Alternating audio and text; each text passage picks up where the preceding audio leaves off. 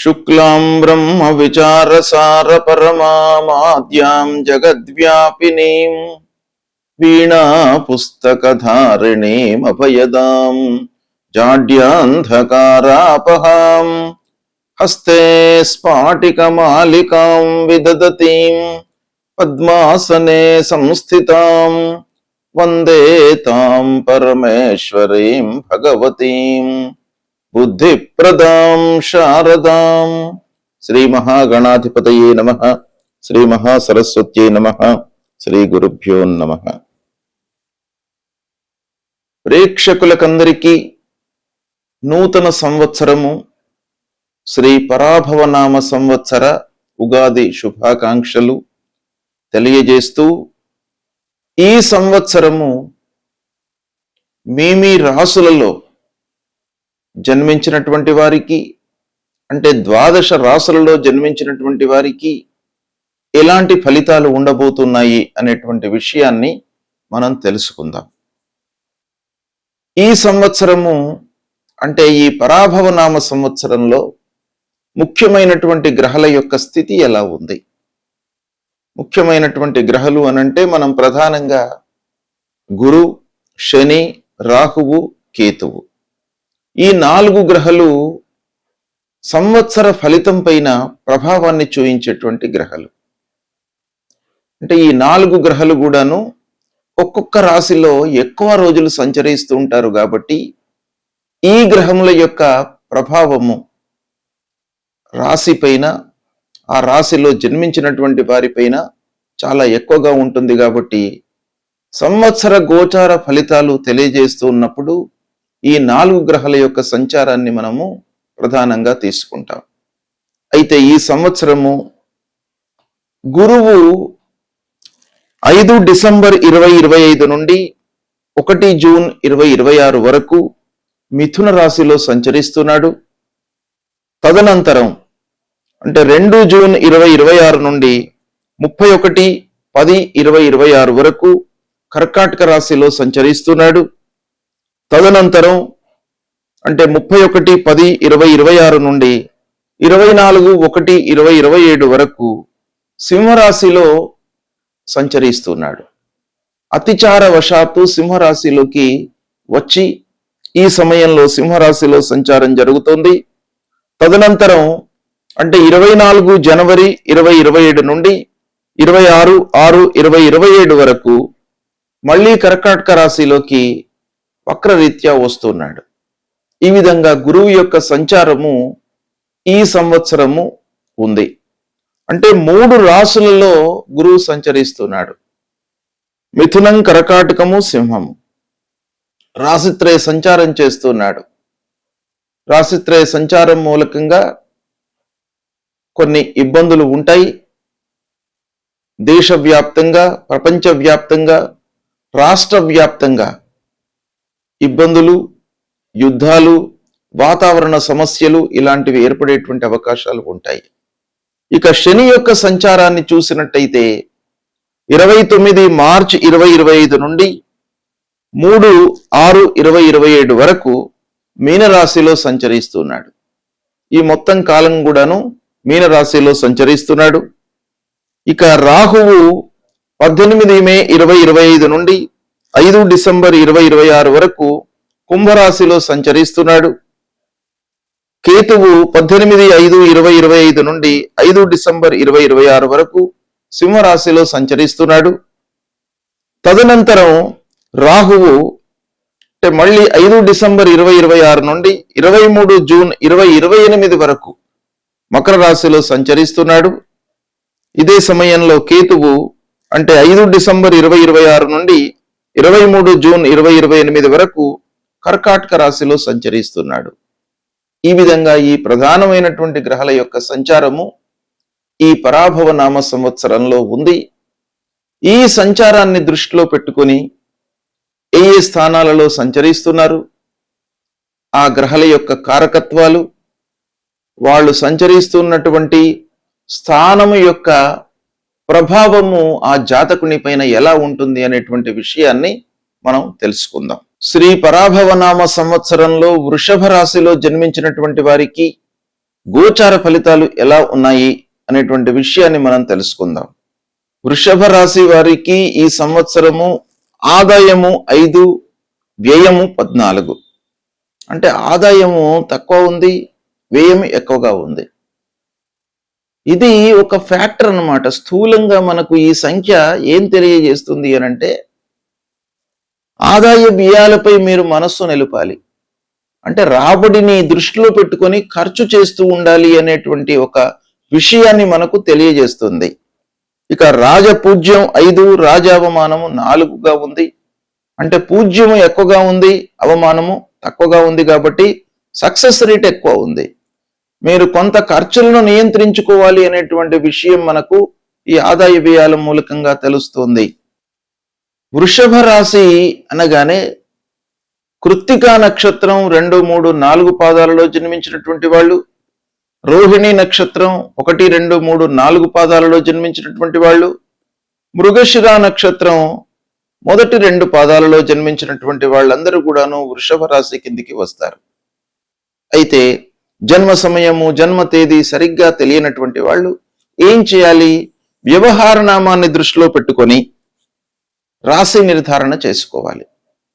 అది కూడాను మనకు శాస్త్రంలో చెప్పబడి ఉన్నాయి కాబట్టి ప్రత్యేకమైనటువంటి అక్షరాలు ఈ, ఉ, ఏ, ఉ, వా, వి, ఉ, వే, ఓ అనే అక్షరాలతో ప్రారంభమయ్యేటువంటి వ్యవహార నామము అంటే పేరు కలిగినటువంటి వాళ్ళందరూ కూడాను ఈ వృషభ రాశి కిందికి వస్తారు. అయితే ఈ వృషభ రాశి జాతకం ఈ సంవత్సరం ప్రధానంగా ఎలా ఉంది? ఈ 4 ముఖ్యమైనటువంటి గ్రహాల యొక్క సంచారము తద్వారా మనకు ఫలితాలు ఎలా ఉన్నాయి అనే విషయాన్ని మనం చూసినట్టయితే, ఈ సంవత్సరము వృషభ రాశి వారికి ఆర్థిక విషయాలు ప్రధానంగా ఉంటాయి. అంటే ఆర్థిక విషయాలపై మీరు మనస్సు నిలుపుతారు. ప్రతి పని కూడాను డబ్బు చుట్టూ తిరుగుతూ ఉంటుంది. డబ్బే ప్రధానంగా మీరు పనులు చేస్తూ ఉంటారు ఈ సంవత్సరం. ఇక గురువు మిథున రాశిలో సంచారము ప్రారంభంలో అంటే జూన్ వరకు, జూన్ 1వ తారీఖు వరకు, అంటే 2వ స్థానం అన్నమాట. కుటుంబ స్థానము, ధనస్థానము, వాక్కు స్థానము, ఇలాంటి ఈ 2వ స్థానంలో గురువు సంచారం మూలకంగా మీకు ఆదాయం పెరుగుతుంది. మీరు సహజంగా సంపాదనపై మనసు నిలుపుతారు. ఉద్యోగ ప్రయత్నాలలో ఉన్నటువంటి వాళ్లకు ఉద్యోగం లభించేటువంటి అవకాశం బాగా కనబడుతుంది. ఉద్యోగ రీత్యా మీకు ఆదాయము పెరుగుతుంది అనే విషయం మనకి ఇక్కడ తెలుస్తుంది. అంతేకాకుండా మీ వాక్చాతుర్యం మూలకంగా పనులు నెరవేరేటువంటి అవకాశాలు ఉన్నాయి. అంటే మీరు నలుగురిని కన్విన్స్ చేయడం, నలుగురితో మాట్లాడడము, అనుకూలమైనటువంటి పద్ధతిలో మాట్లాడడము, తద్వారా మీకు పనులు నెరవేరేటువంటి అవకాశాలు బాగా కనబడుతున్నాయి. ఇక కుటుంబముతో మీరు సఖ్యతతో ఉంటారు. కుటుంబ సభ్యులందరూ కూడాను మీకు అన్యోన్యత, ప్రేమ భావంతో ఉంటారు. ఇకపోతే పాతవి ఏవైనా కూడా అప్పులు మీరు తీసుకొని ఉన్నట్టయితే, కన్స్ట్రక్షన్కే కానివ్వండి, శుభకార్యాల నిమిత్తమే కానివ్వండి, తీసుకొని ఉన్నట్టయితే మీకు ఈ సంవత్సరము జూన్ లోపల మీరు రీపే చేసేటువంటి అవకాశాలు బాగా కనబడుతున్నాయి. ఇక జూన్ 1వ తారీఖు నుండి గురువు మారుతున్నాడు. అంటే కర్కాటక రాశిలోకి వస్తున్నాడు. కర్కాటక రాశి అంటే 3వ స్థానం అవుతుంది. ఈ 3వ స్థానంలోకి గురువు రావడం మూలకంగా కొంత మీకు విక్రమ స్థానంలోకి ఒక శుభగ్రహము ఎంటర్ అవుతున్నాడు. గోచార రీత్యా ప్రతికూలమే అయినా కూడాను విక్రమ స్థానము, సాహసంగా మీరు పనులు చేసేటువంటి ఆ స్థానంలోకి గురువు రావడం మూలకంగా మీ లోపల ధైర్యం పెరుగుతుంది. సోదరులతో సత్సంబంధాలు ఉంటాయి. చిన్న ప్రయాణాలు లాభదాయకంగా ఉంటాయి. కొత్త ప్రయత్నాలకు మీరు అన్ని రకాలుగా మోల్డ్ అవుతారు. అంటే ప్రయత్నాలు చేసుకుంటారు, అందులో సక్సెస్ అయ్యేటువంటి అవకాశాలు ఉన్నాయి. ఇక తదనంతరం మళ్ళీ సింహరాశిలోకి ప్రవేశిస్తున్నాడు గనక సింహరాశిలోకి రావడము 4వ స్థానం అవుతుంది. చతుర్థ స్థానం గోచార రీత్యా ప్రతికూలం కనుక ఇంటి విషయంలో కొంత జాగ్రత్తలు తీసుకోవాలి. వాహనము, కొత్త మరమ్మతులు, భూమి విషయంలో, తర్వాత కుటుంబంలో కొన్ని శుభకార్యాలు జరిగే అవకాశాలు ఉన్నాయి. అయితే కుటుంబంతో సంబంధించినటువంటి వ్యవహారాలలో కొంత జాగ్రత్తలు తీసుకోవాలి. ఇక శని ఈ సంవత్సరము వృషభ రాశి వారికి మొత్తం కూడాను ఏకాదశ స్థానంలో సంచరిస్తున్నాడు. అంటే 11వ స్థానంలో సంచరిస్తున్నాడు.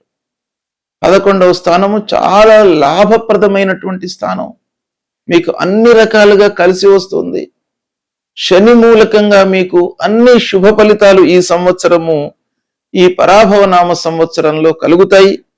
కాబట్టి నెమ్మదిగా మీకు పని పైన, మీరు చేస్తున్నటువంటి ఉద్యోగం పైన, మీ జీవితం పైన ఒక ప్రస్ఫుటమైనటువంటి అవగాహన వచ్చేటువంటి అవకాశాలు బాగా ఉన్నాయి. స్నేహితుల ద్వారా మీకు లాభం చేకూరుతుంది. పెద్దల యొక్క సహాయ సహకారాలు లభిస్తాయి. సంఘంలో గౌరవ మర్యాదలు లభిస్తాయి. ఇక రాహువు ఈ సమయంలో దశమ స్థానంలో ఉన్నాడు.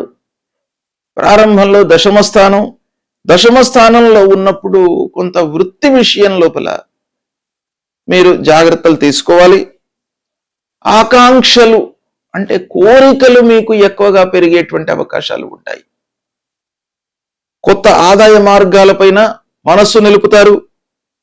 ఇక టెక్నికల్ రంగంలో ఉన్నటువంటి వాళ్ళు టెక్నాలజీ పైన మంచి అవగాహనతో ముందుకు వెళ్తారు.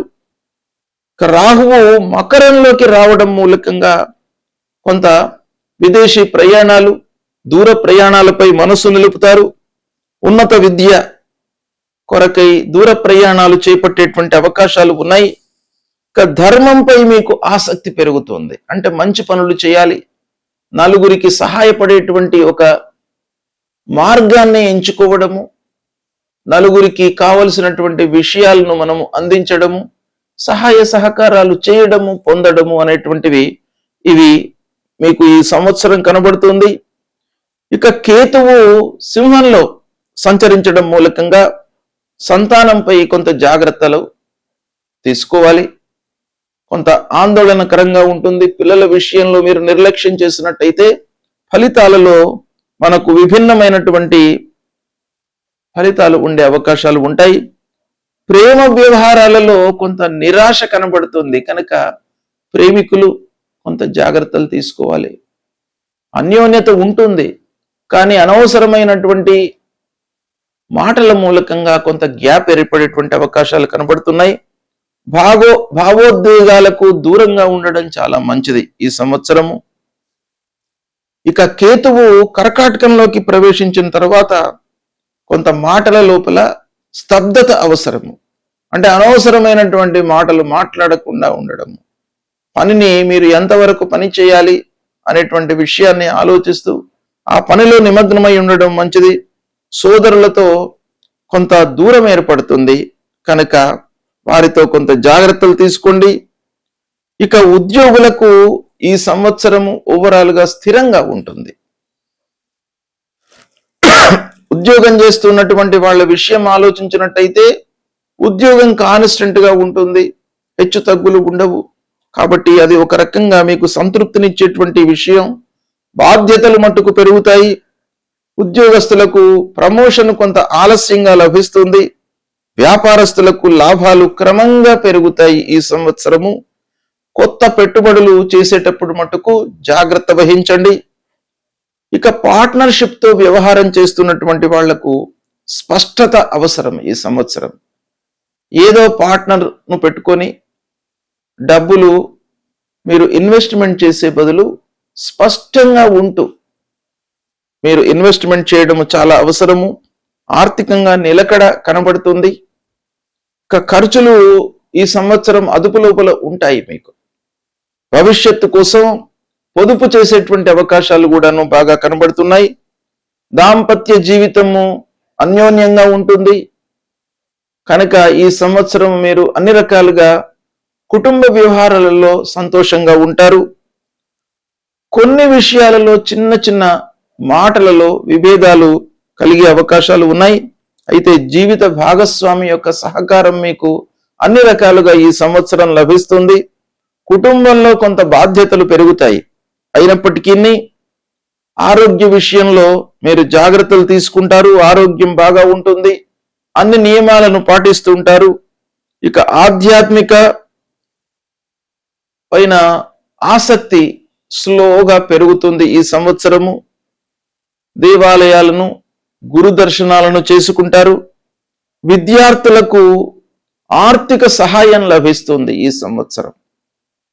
అంటే ఉన్నత విద్యకై ఎవరైతే వెళ్ళాలి, విదేశాలకు వెళ్ళాలి, లేదా దేశీయంగా మంచి సంస్థలో చేరడానికై కావలసినటువంటి ఆర్థిక సహాయము మీకు ఈ సంవత్సరం అందుతుంది. చదువులో స్థిరత్వం కనబడుతుంది. చదువులో రాణిస్తారు. పోటీ పరీక్షలకు అనుకూలమైనటువంటి సమయము. ఇక పిల్లల చదువు విషయంలో బాగా డెవలప్మెంట్ కనబడుతుంది. అభివృద్ధిలోకి వచ్చే అవకాశాలు ఈ సంవత్సరం బాగా కనబడుతుంది. సామాజికంగా పేరు ప్రతిష్టలు మీరు సంపాదిస్తారు. గౌరవ మర్యాదలతో ఉంటారు. ఇక రాజకీయంలో ఉన్నటువంటి వారికి కూడాను ఈ సంవత్సరం బాగా కలిసి వస్తుంది. లాభదాయకంగా ఉంటుంది. కోర్టు వ్యవహారాలు, న్యాయపరమైనటువంటి సమస్యల లోపల అనుకూలమైనటువంటి ఫలితాలు గోచరిస్తున్నాయి. శత్రువుల మూలకంగా మీకు విజయం చేకూరుతుంది. అంటే శత్రువులు బలహీన పడతారు. ఇకపోతే ఈ సంవత్సరము వృషభ రాశి జాతకులకు కొన్ని విషయాలలో మీరు జాగ్రత్తలు తీసుకోవాలి. ఏంటంటే అనవసరమైనటువంటి విషయాల్లో తలదూర్చకుండా ఉండడం చాలా మంచిది. వివాదాలకు దూరంగా ఉండండి. సంవత్సరం ఆరంభం అనుకూలంగా ఉంటుంది. మధ్యలో కొంత ప్రెషర్ పెరుగుతుంది. చివరిలో మళ్ళీ స్థిరత్వము పొందుతారు. కుటుంబంలో ఐక్యత ఉంటుంది. ఇకపోతే కోపాన్ని నియంత్రించుకోవడం ఈ సంవత్సరము చాలా అవసరము. సహనమే మీకు శక్తిగా ఉంటుంది ఈ సంవత్సరం. కాబట్టి మీరు ఓపికతో పనులను హ్యాండిల్ చేసినట్టయితే చాలా సత్ఫలితాలను పొందే అవకాశం గోచరిస్తుంది. భవిష్యత్తుపై నమ్మకం ఏర్పడుతుంది. నేను ఇంకా అభివృద్ధిలోకి వస్తాను అనేటువంటి విషయము ఈ సంవత్సరం మీకు అవగతమవుతుంది. ఆత్మవిశ్వాసం బాగా పెరుగుతుంది. శని వలన ఆలస్యము ఉన్నప్పటికీ లాభాలే కనబడుతున్నాయి. శని మంచి స్థానంలో ఉన్నాడు. ఇక గురువు వలన మీకు పెద్దల యొక్క ఆశీర్వాదము, మీరు చేస్తున్నటువంటి సంస్థ లోపల మంచి స్థాయిలో ఉన్నటువంటి వారితో మీకు సహాయ సహకారాలు అందడము, మంచి సలహాలను పొందడము, ఇలాంటివి మీకు ఈ సంవత్సరం కలుగుతుంది. కొంత కేతువు వలన కొన్ని విషయాలలో విరక్తి కలిగినప్పటికీ రాహు వలన మీకు ఆశలు పెరుగుతాయి. ఇకపోతే సమతుల్యత అనేటువంటిది చాలా ముఖ్యమైనటువంటి విషయము. ఇక మాటలను మీరు ఆయుధంగా వాడతారు. అది కొంత ఇబ్బందికరమైనటువంటి విషయము. ఎదుటి వాళ్ళు కొన్ని మార్లు హర్ట్ అయ్యేటువంటి అవకాశాలు ఉంటాయి. కాబట్టి మాటలను జాగ్రత్తగా ఉపయోగించండి. ఇకపోతే సమయ పాలన అనేటువంటిది చాలా ముఖ్యం.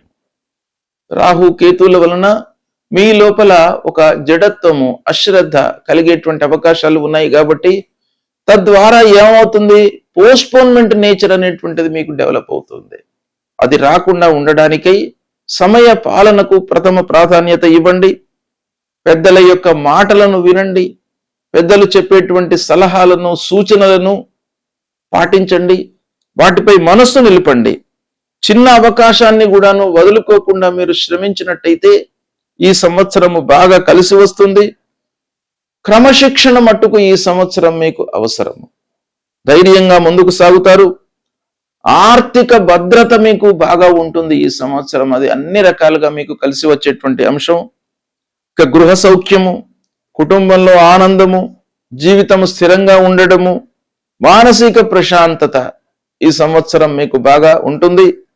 దేవునిపై ఆత్మవిశ్వాసము, దేవుడిపై విశ్వాసము, మీపై మీకు విశ్వాసము బాగా కనబడుతుంది.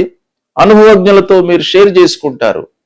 వాళ్లతో మీరు డిస్కషన్ చేయడం మూలకంగా ఒక జ్ఞానాన్ని పొందేటువంటి అవకాశం బాగా కనబడుతుంది. ఈ సంవత్సరము మీరు అన్ని రకాలుగా మంచి ఫలితాలను పొందేటువంటి అవకాశం బాగా కనబడుతుంది. చిన్న విజయాలను కూడాను మీరు సంతోషంగా స్వీకరిస్తారు. ఇకపోతే ముఖ్యంగా ఓర్పు అంటే సహనము బాగా ఉండాలి అనేటువంటి విషయము గ్రహస్థితి మూలకంగా తెలుస్తుంది. శ్రమకు తగినటువంటి ప్రతిఫలము ఓవరాల్ గా ఈ సంవత్సరము ఉంటుంది. సంవత్సరము ప్రారంభము మధ్య ఎండింగ్ లోపల మీకు చాలా సంతోషము కనబడుతుంది.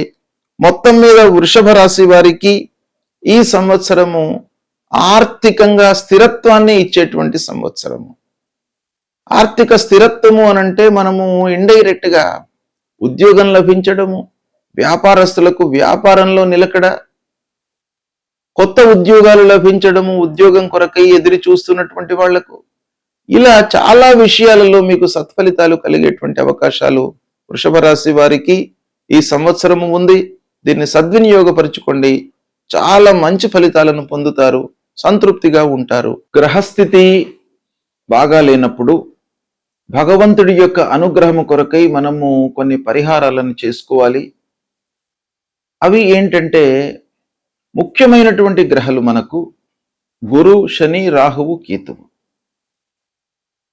గురువు ప్రతికూలంగా ఉన్నప్పుడు అంటే 2, 5, 7, 9, 11 స్థానాలలో గురువు సంచరిస్తున్నప్పుడు అనుకూలమైనటువంటి ఫలితాలను ఇస్తాడు. ఇవి కాకుండా మిగతా స్థానాలలో సంచరిస్తున్నప్పుడు ప్రతికూలమైనటువంటి ఫలితాలు ఇస్తాడు. కాబట్టి ఈ ప్రతికూలతను నివారించడానికి ఆ గురువు యొక్క అనుగ్రహం మనకు కావాలి.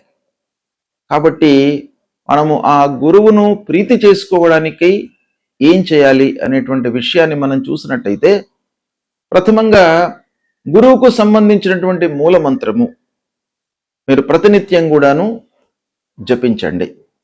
దేవానాంచ ఋషీణాంచ గురుం కాంచన సన్నిభం వందనీయం త్రిలోకానాం తన్నమామి బృహస్పతిం అనేటువంటి ఈ మూల మంత్రాన్ని ప్రతినిత్యం కూడాను చదువుకోండి. గురువులను సందర్శించండి, సద్గురువుల దగ్గరికి వెళ్ళండి, వాళ్ళ యొక్క ఆశీస్సులను పొందండి, తల్లిదండ్రుల యొక్క అనుగ్రహాన్ని పొందండి, తల్లిదండ్రులకు కావలసినటువంటి సపర్యలను చేస్తూ ఉండండి. తద్వారా మీకు ప్రథమ గురువులు తల్లిదండ్రులు కాబట్టి వారి మూలకంగా మీకు అనుగ్రహం లభిస్తుంది.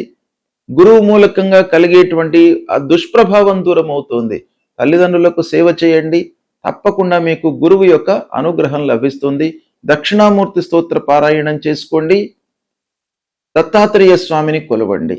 ఈ విధంగా చేసినట్టయితే గురువు ప్రీతి చెంది మీకు అనుకూలమైనటువంటి ఫలితాలను ఇస్తాడు. అదేవిధంగా శనైశ్చరుడు ముఖ్యమైనటువంటి గ్రహ, పాపగ్రహాల లోపల శని ముఖ్యమైనటువంటి గ్రహం గనక ఈ శనైశ్చరుడు 3, 6, 11 స్థానాలలో సంచరిస్తున్నప్పుడు శుభ ఫలితాలను ఇస్తాడు. మిగతా స్థానాలలో సంచరిస్తున్నప్పుడు ప్రతికూలమైనటువంటి ఫలితాలను ఇస్తాడు. ముఖ్యంగా అర్ధాష్టమ స్థానం అంటే 4వ స్థానంలో సంచరిస్తున్నప్పుడు, అష్టమ స్థానం అంటే 8వ స్థానంలో సంచరిస్తున్నప్పుడు, ద్వాదశ స్థానం అంటే 12వ స్థానంలో సంచరిస్తున్నప్పుడు, జన్మస్థానంలో సంచరిస్తున్నప్పుడు, ద్వితీయం అంటే 2వ స్థానంలో సంచరిస్తున్నప్పుడు చాలా ప్రతికూలమైనటువంటి ఫలితాలను శనైశ్చరుడు మనకు కలిగిస్తాడు. కాబట్టి దీని నుండి విముక్తులు కావడానికై అంటే శని ముఖ్యంగా మనకు జీవితంలో చాలా గుణపాఠాలను నేర్పిస్తాడు. ప్రతి విషయం లోపల కూడాను ఆలస్యము, అనుకున్నవి కాకపోవడము, ఆర్థికమైనటువంటి ఇబ్బందులు, మనిషి లోపల ఒక లేజీనెస్ అనేటువంటిది క్రియేట్ చేయడము, ఇలాంటి ఎన్నెన్నో విషయాలపై శని యొక్క ప్రభావం ఉంటుంది. కాబట్టి శనిని ప్రీతి చేసుకోవడానికి మనం ఏం చేయాలి? ప్రతినిత్యం కూడాను శనైశ్చరుడికి సంబంధించిన మూలమంత్రాన్ని చదవండి. నీలాంజన సమాభాసం రవిపుత్రం యమాగ్రజం ఛాయా మార్తాండ సంభూతం తం నమామి శనైశ్చరం అనేటువంటి మూలమంత్రాన్ని ప్రతినిత్యం చదువుకోండి.